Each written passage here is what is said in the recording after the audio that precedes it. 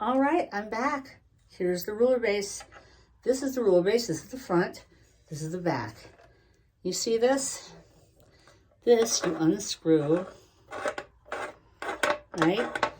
You unscrew it, make it loose, and then watch this. As it gets past this, you lift it up, okay? There's a reason for that, okay? It's real easy. See this part? There's an indentation. That's a channel. Something slides in there. What, you might ask? This slides. This portion of the ruler, the base of the machine is like a channel. See? It's like a snout. That's what goes in there. So I just slide that channel in, right?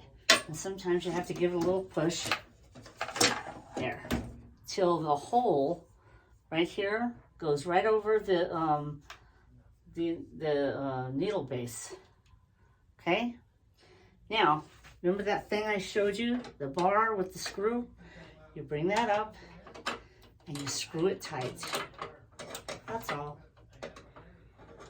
Lefty loosey, righty tighty, until it's completely tightened, very tight, so it doesn't jiggle.